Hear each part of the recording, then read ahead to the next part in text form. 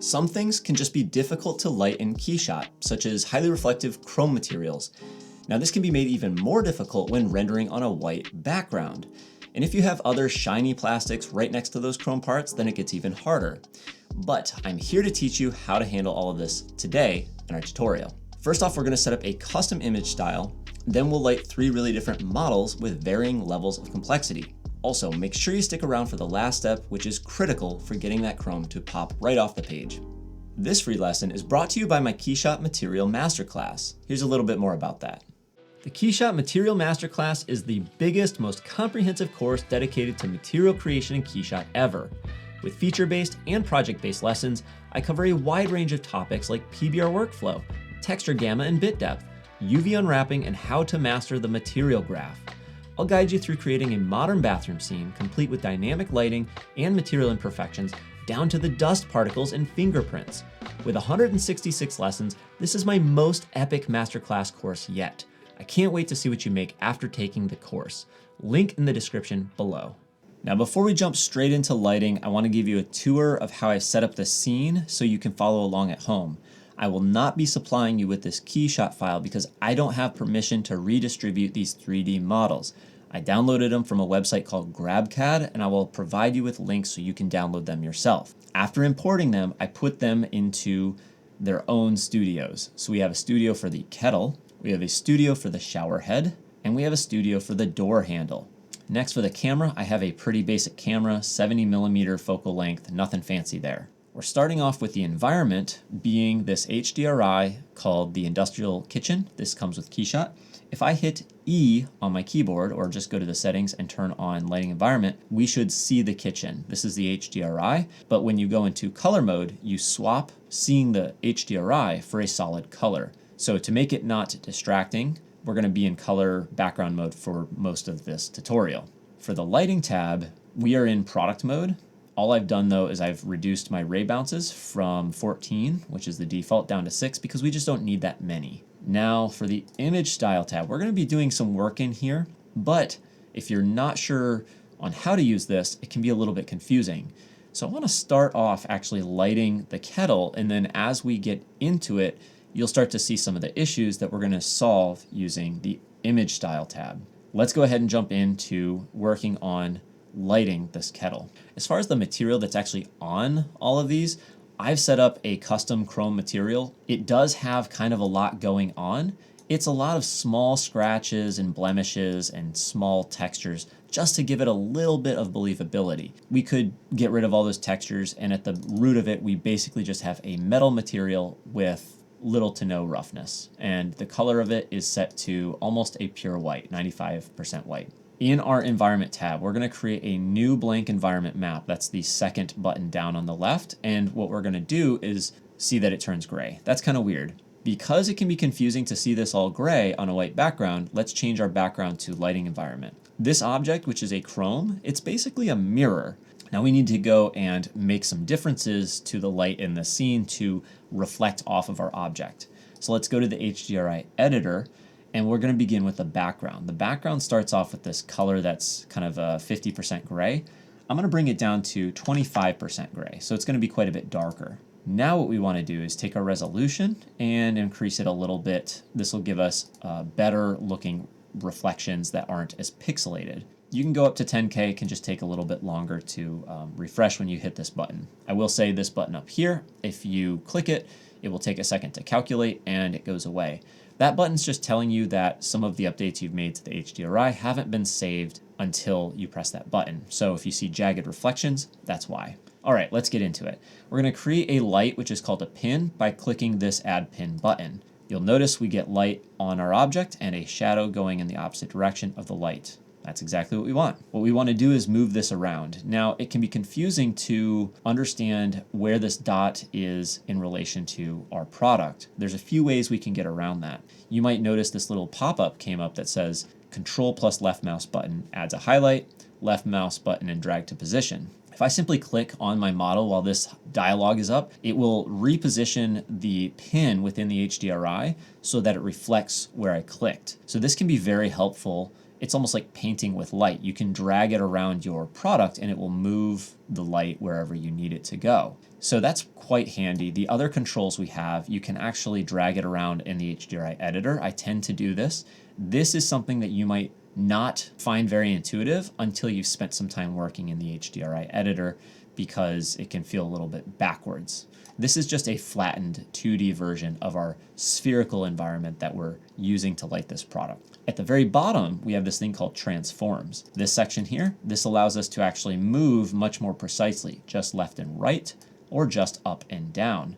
And this is a very good way to get specific positioning of our lights. So for now, I'm just going to leave this pin here, and I also am going to add one more, and I'm going to drag it around so it's kind of lighting the side and a little bit of the back here. Remember I mentioned we are going to use this image style tab. So what we're going to do is press this button here, create default basic image style. So this is just going to duplicate the image style we have. And in here, we're going to do some tone mapping. All this is going to do is push around some of the light and dark values. It's just going to make it look a little bit more realistic, and it's going to help us avoid these blown out white areas on our highlights. When we go to photographic mode, you'll notice things go kind of gray. What I want to do, and this is my typical workflow, is I want to make some adjustments in the tone mapping section and the curve section so that when I'm in photographic mode, it actually looks very similar to the basic. The one key difference is that in photographic mode, our highlights are not going to get quite so hot and blown out. It can make it a little easier to see an example of that if we go back to that environment tab. And if I select that first pin and I change my fall off mode to linear or something like exponential, where we have some sort of a gradient in that highlight, this can make it a little easier for us to dial in that image style. I'm actually going to increase the brightness of this pin too. So you'll notice how we're now clipping, this highlight is becoming pure white, and it's got this kind of ugly edge. It's like a gradient, then it goes white, then it goes kind of darker. We don't want that. Let's go to our image styles and go to our photographic image style, the new one that we just made. And you'll notice now it's not going to pure white anymore, and it should have a nice smooth gradient. That's because of tone mapping. So now I'm going to play with these values to get them to kind of match the basic version, just without that clipping there. So we're going to take the exposure up because this is a little bit dark. Maybe I'll do about 0.6 or so. So when I go between, I'm going to rename this to photographic. When I go to the default, now this one's a little bit darker, this one's a little bit lighter. Let's take up our contrast because photographic mode tends to make the image look a little flat. We actually have a high contrast response curve we can choose, so I'll do that. So now when I compare, they're looking a little closer. But also, I want to, in the photographic version, maybe play with my contrast a little bit. I'll just do like maybe 0.1 or something like that. They're looking pretty good. Maybe I can go a little bit brighter on the exposure, maybe 0.75. And then I also want to go into the curve because you'll notice that these highlights still look a little bit gray compared to how bright they get in the default. So let's bring those highlights up. And the way we do that is enable the curve, this little checkbox. I'm going to take the highlight and just set that all the way up to 1. And now we should be getting close to about a pure white value. So when I toggle between these, we shouldn't see a huge difference. Maybe my photographic, I can go a little higher on the exposure, maybe 0.9. Let's see how that looks. That's looking quite close. Doesn't have to be perfect. But again, the goal is to match the overall tones or colors we see in the basic, but then in photographic, we're not going to be crushing our highlights. We'll have better fall off, creating more realistic looking reflections, okay? So I know that was a bit tedious and this sounds complicated, but this is a very key component to getting this to behave correctly and look how we want it to, okay? Now there's one more thing that we want to do. When we go to our environment tab and we go back to our environment, so we have this default environment that I went back to. You might notice the background looks kind of gray, but this color, despite choosing pure white, is looking kind of dull and gray. Well, when we're in image styles, because we're in photographic, not default, it again is crushing some of those highlights. The way to fix that is go to the bottom under layers. We have something called background color. Choose that, and this will give us a pure white background color. And this is really what you're going to want for anything for e-commerce or a catalog style shot, something that's going to go on a website. something like that. Okay, so now that we have our photographic image style set up, we're going to want to make sure that our image style is indeed applied to our studio. So I'll just check that box, make sure that we're on photographic, not default. And we're going to go to the environment and we're going to delete this old environment, or at least we'll delete the pins that we set up in there, and we'll start from scratch. So I'm getting rid of those 2 pins because we don't need them. Now we're starting from a good starting point for lighting. So at this point, what I want to do is add a pin, and I'm going to click where I want that pin. And because this is a pretty symmetrical object, I want to choose to put my pin in the middle of it. This is going to be our key light, which is going to be our most bright and noticeable light. So I've gone ahead and positioned that. And what I want to do is play with the shape. I'm going to go to a rectangular pin. What I want to do is make this tall and skinny. So if we open the size, we can increase the Y dimension. And you'll notice that the highlights on the edge are stretching out to be taller. So I'm going to bring this all the way up. And you see in the HDRI editor, it's getting stretched kind of oddly. If we set the elevation to 0 at the very bottom under transform, we're going to go ahead and center that pin, and it's going to not wrap around the ceiling or the floor. So this is what I'm looking for. Now I want to take the fall off and make some changes there. The 2 modes that I like to use are either linear. Quite often, this is going to be a constant rate of fall off from the highlight to the edge. And then exponential I use probably the most often, which is going to create more of a softer edge. So we'll take that fall off, and if we increase it, you'll notice that core reflection gets skinnier and you have more of an edge that's fading out. Whereas if we reduce the fall off, it's going to give us a stronger core reflection. We're going to take that X value and stretch this highlight out so it's a little bit bigger. To duplicate a pin, it's quite easy. All you do is hold Alt and then left click and drag. And if I drag this pin out, I can now move it to another location. And I want to set my elevation back down to 0 so I can have it right in the middle. And that's looking pretty nice, but because this is the edge, I think I'm going to use a different fall off. So maybe I'll just go to linear. This is going to give me a bit of a sharper definition here. I can take the size of it and maybe scale it down a little bit so it's not quite so big, or I can increase it, but take the fall off and slide up the fall off value. So that will give us a softer edge as well. So it just depends on what you're feeling. I think that looks pretty nice. Because we are going to have this on a white background, I do want some dark gray pixels on the side of that. So if I take this azimuth, which is left to right adjustment, and I start to move it around, you can see it'll start to wrap around the edge of the kettle. I don't want it like this because this makes the edge fade into a white background. I want to bring it around so I actually have some dark pixels separating it from that background. And that looks pretty nice. So I'm going to duplicate this again by holding Alt and drag on over.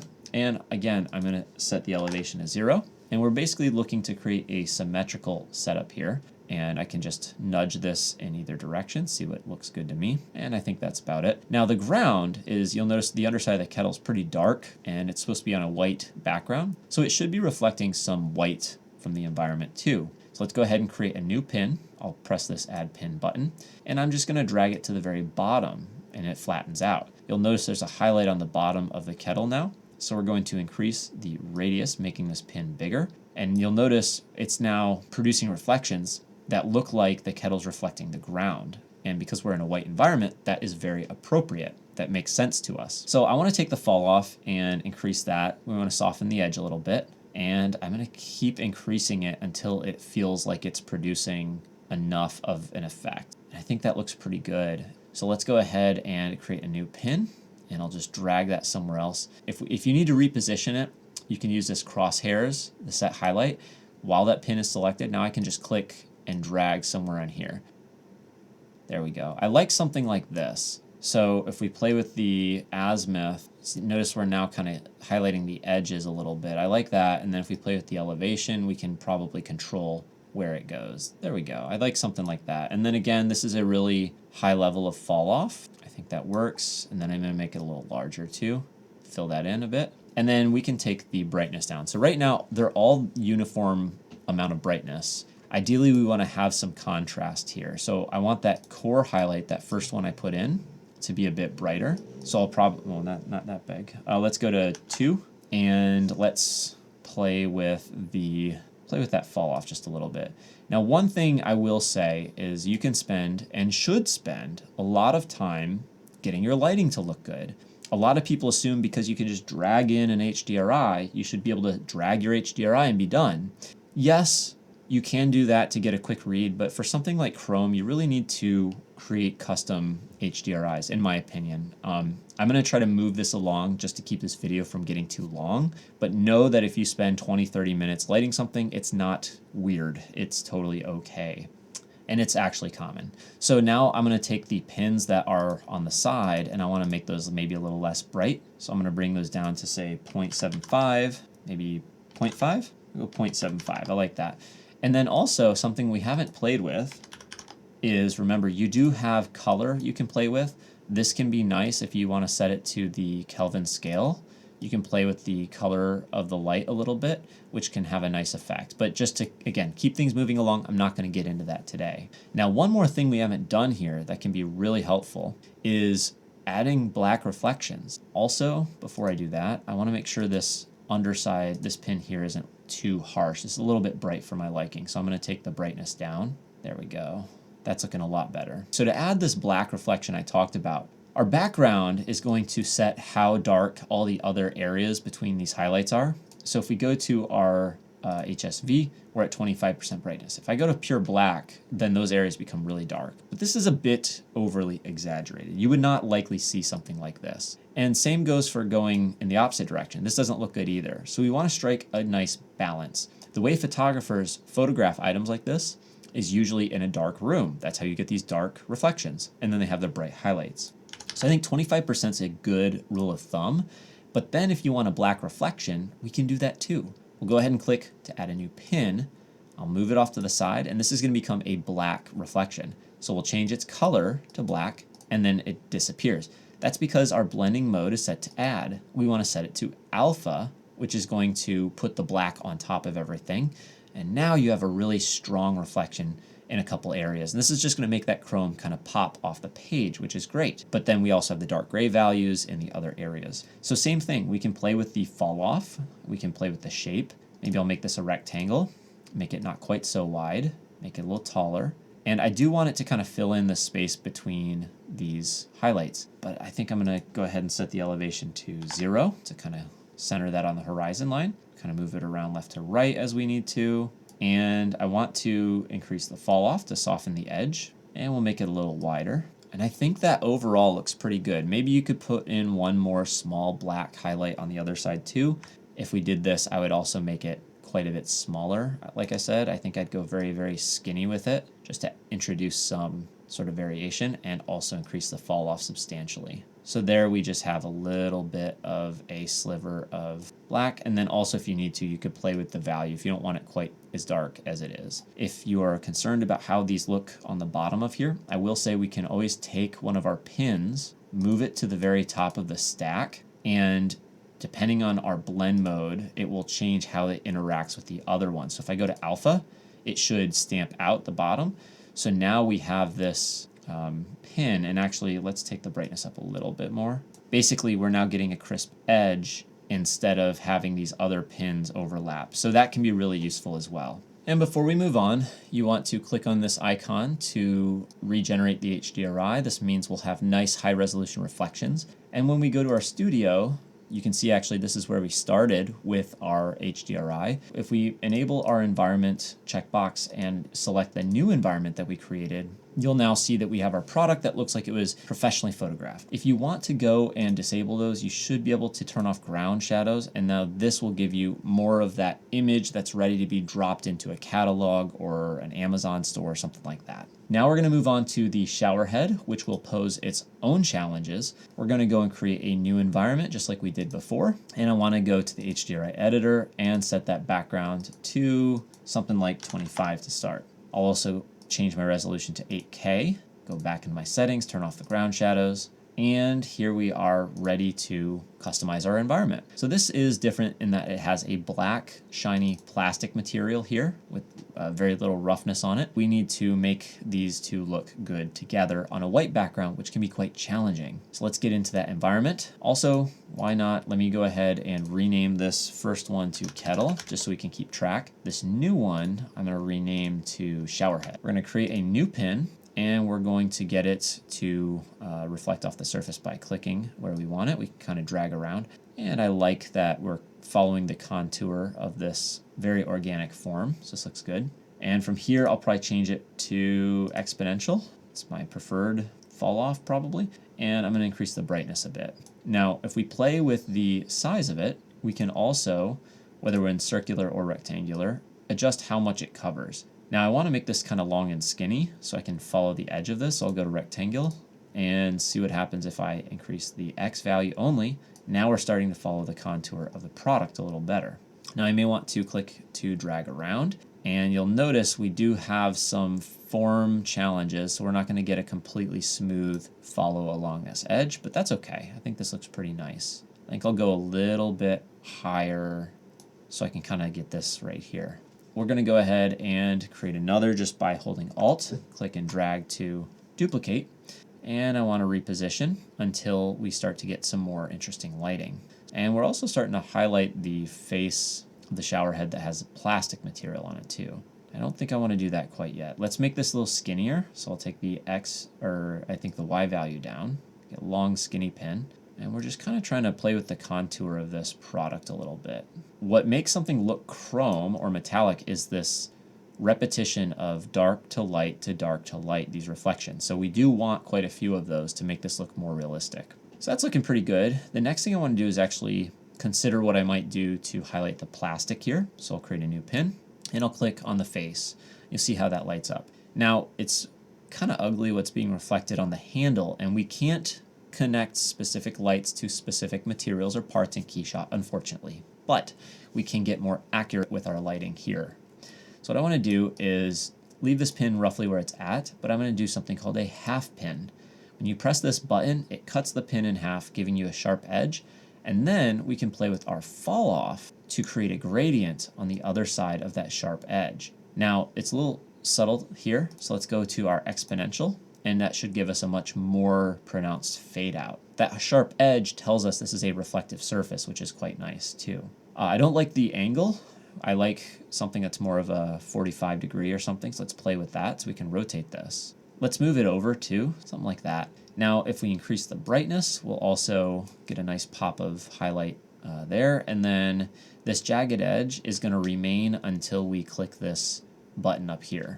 So that's why we do it. This is in low resolution preview mode currently. For now, we're going to leave this where it's at. Maybe I'll make the radius of this pin a bit bigger, and I'll just hit done. So I'm going to go ahead and create a new pin, and this one I'm going to click to reflect right here. Basically, because I couldn't get rid of that weird reflection, one solution is to bury it under another reflection, but I don't like that this washes out the surface of the shower head. So I'm not so into that. Let's make this pin a lot smaller. See if we can get more specific with it. And, not so sure about that. Let's bring it around the side, maybe. I can increase the fall off to really soften this thing too. And if I want to go from edge to maybe linear, this is going to give us a really soft edge, something like that. That's looking a little better.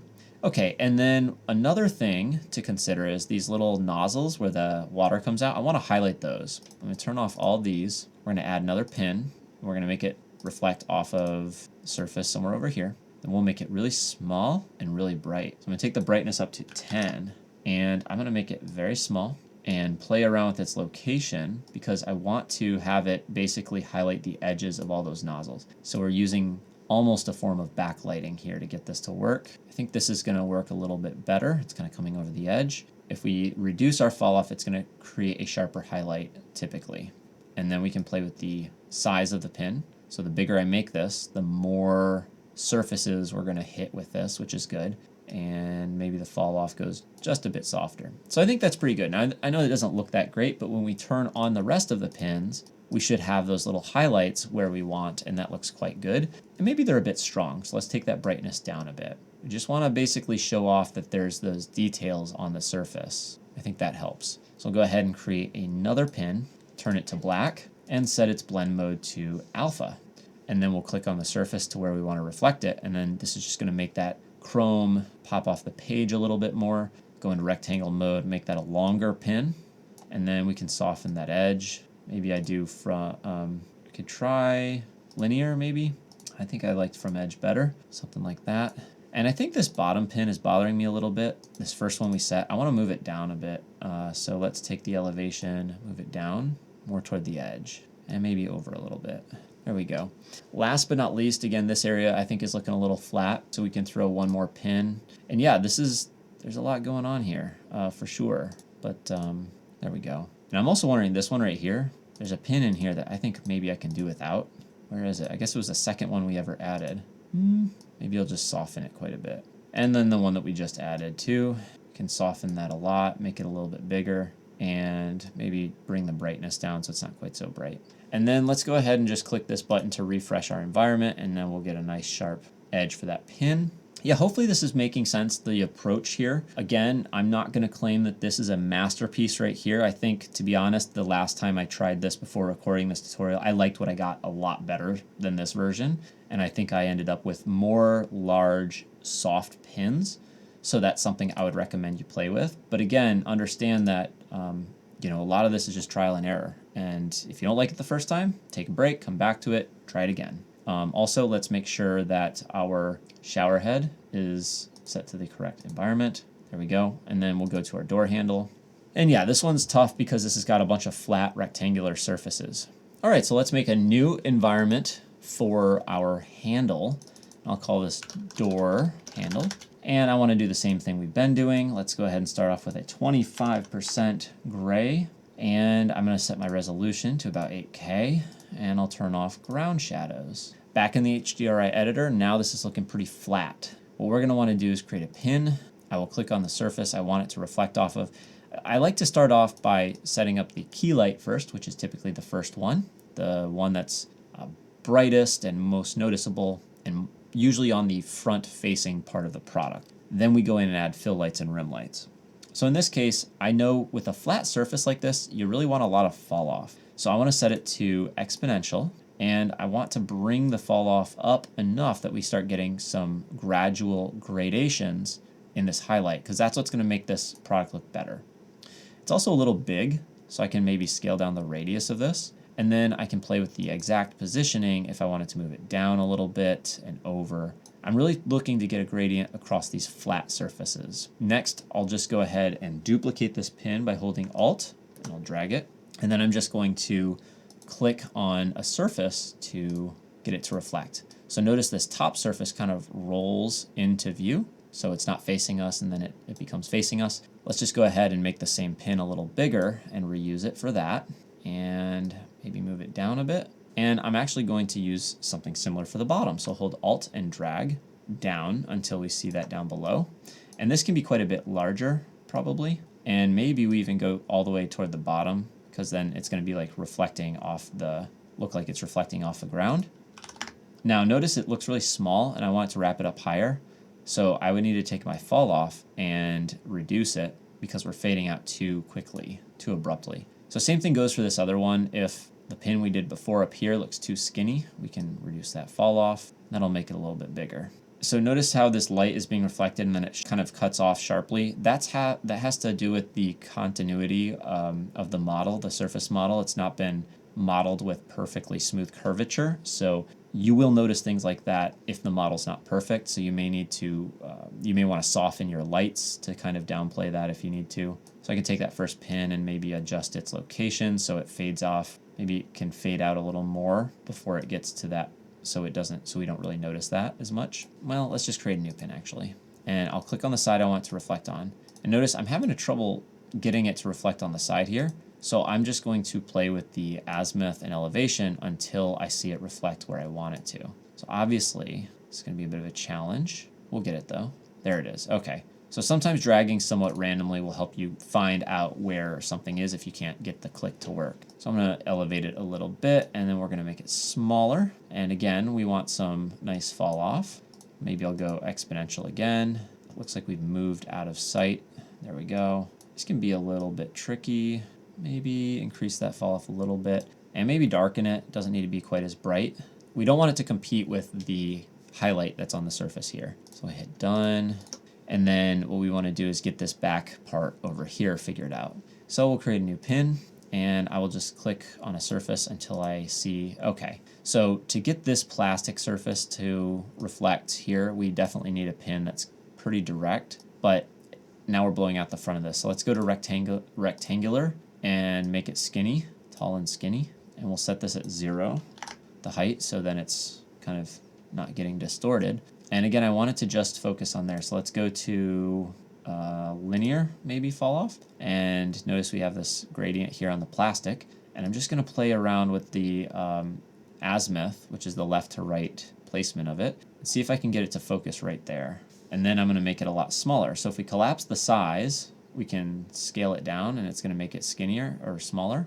And now I'm gonna have to make it brighter to compensate. So I'll try like 3, and notice there we should be getting a highlight on that plastic without blowing out the main other part of the product. And then we're going to get this back surface, so we'll just create a new pin, click here, or wherever we need to try to get that to highlight. I'd like to go a little higher, I think. This is a confusing surface here. I'm not sure if we can help with that. Let's make this a really soft pin, so we'll take the fall off all the way up, pretty much.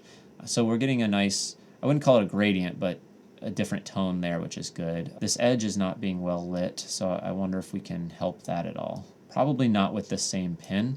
Also, this guy's really bright down here, so I wonder if we can affect that. Which one's lighting that? This one. So this little guy here, maybe we can play with it. I'll try 159. So I'm trying really precise increments in the azimuth to place it. I'll try 160. Let's try 160.5. And then let's just make it even skinnier. So I'll take its X down to 1. Now we're getting where we want to with that, which is pretty good. And then we're going to bring the brightness down a bit. So maybe down to 2. And I think that's looking pretty good. Maybe even 1. Let's go to 2.